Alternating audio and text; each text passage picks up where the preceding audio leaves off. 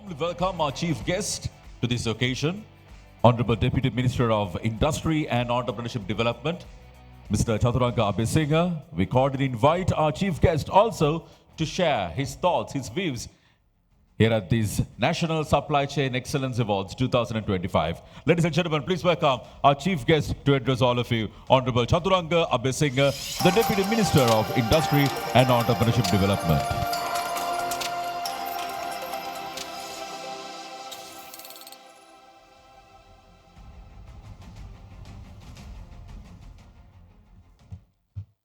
Good evening, ladies and gentlemen.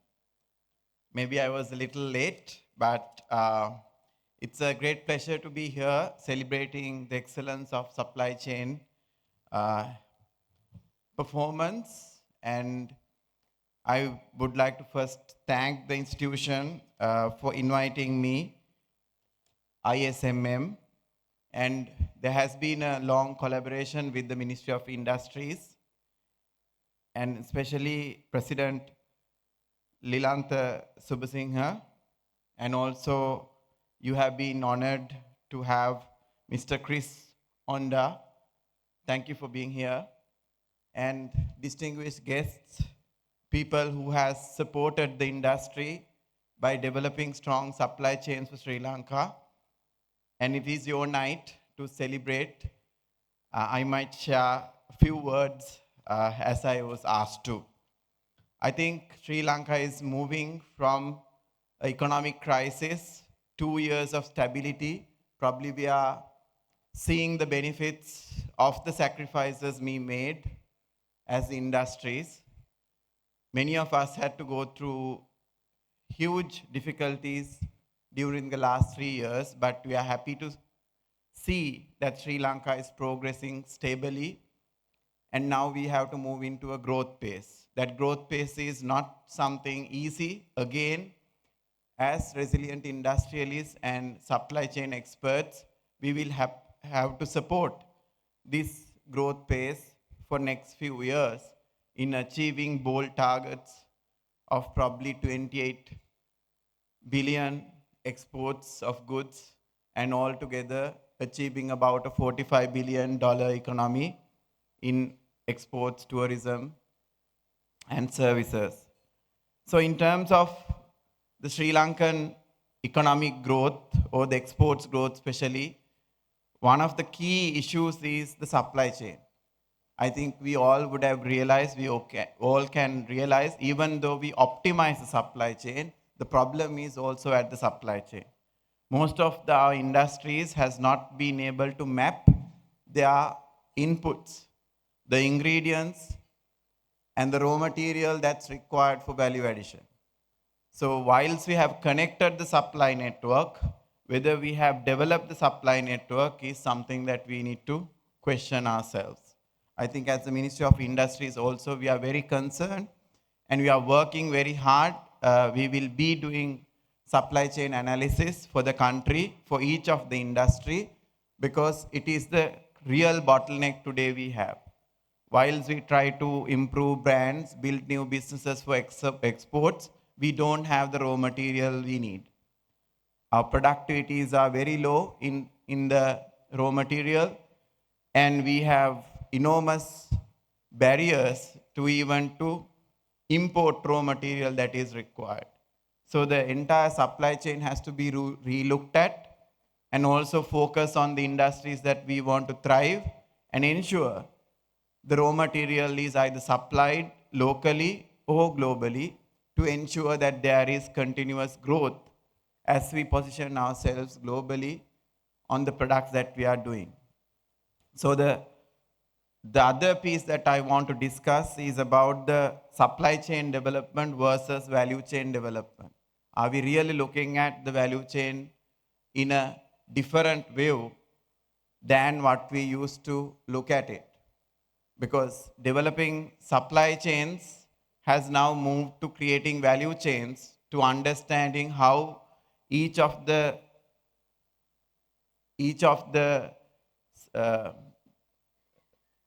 value adder in the entire chain is getting improved as we go along. The world has already moved to a digital supply network. So digital supply network is something that we cannot deny.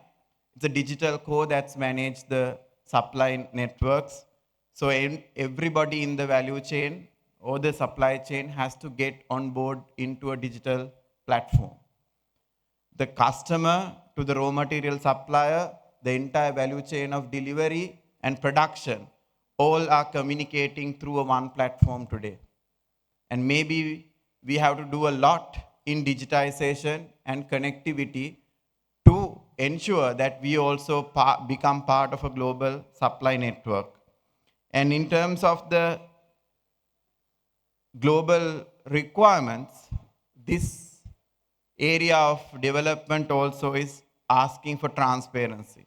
So transparency is going to be the critical competitive advantage going forward. Everything that we send from Sri Lanka to the developed world will require us to share the details of where the raw material came from, what was the ingredients used, what is the speed of delivery, where it's stuck, where it's delayed, which ship it's on, which container it's on. All these data will be really required going forward. And in terms of the supply chains need to be focusing on circularity is also something that is what we have to watch for. The carbon footprint will be monitored and ensure that there is no inefficiencies in the network. The stocks has to be minimized, and the consumption of energy and consumption of water, consumption of resources has to be get minimized if the final product to be competitive in the world. Lastly, it's about the competitiveness, not only the players in the supply chain who are integrating, government will have to play a key role.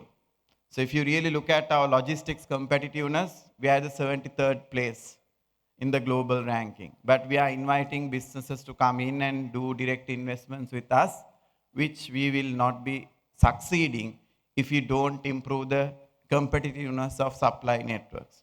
So therefore, the investments in transportation, investments in ports, investments in digitizing the processes, investments in customs, investments in all these aspects that allow the competitiveness of the logistics will be playing a key role in deciding where Sri Lanka will position within next 5 years. Therefore, these three components, we all will have to work together. So Ministry of Industries will work on the supply chains and the value networks, trying to map all the industries that we are going to focus and map it down to the raw material and the end consumer. At the same time, we will drive a smoother government service, a faster transportation system, and also mostly to support supply chains, the hub and spoke models for both global Sri Lanka becoming a hub for trade and also locally to ensure Sri Lanka has the right capabilities in warehousing and delivery. So these are key components that we have missed over the last 30 years. And I hope with your contribution, with your institution's input, we should be able to do far better than what we have done through the last 3 decades. The government is keen to invest, and it's up to us to decide what we need to prioritize within next few years and propose those changes, because now we are in a place where the collaboration will take us to the next heights. The ministries are collaborating, ministers are talking to each other, our officers, the officials, deputy additional secretaries and secretaries, they are talking to each other, trying to solve problems. We have the export EDCMA, basically the Export Development Ministerial Council, especially on the export side, to ensure that we will solve problems at a national level in a faster way. Next year, the tariff policy will get implemented.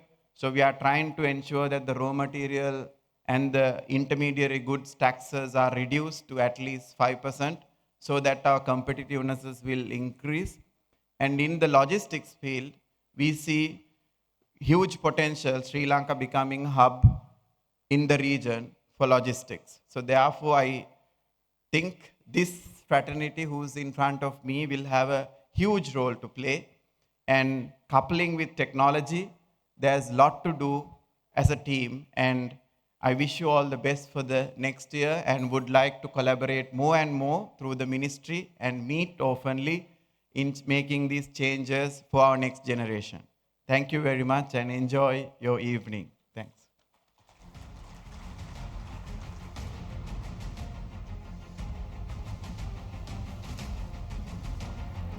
Thank you very much, Honorable Deputy Minister of Industry and Entrepreneurship Development. Would like to call upon once again Mr. Lilantha Subasinghe, President, ISMM, and Mr. Ranil Abeysinghe on stage, please, to present our chief guest also with a special token of appreciation.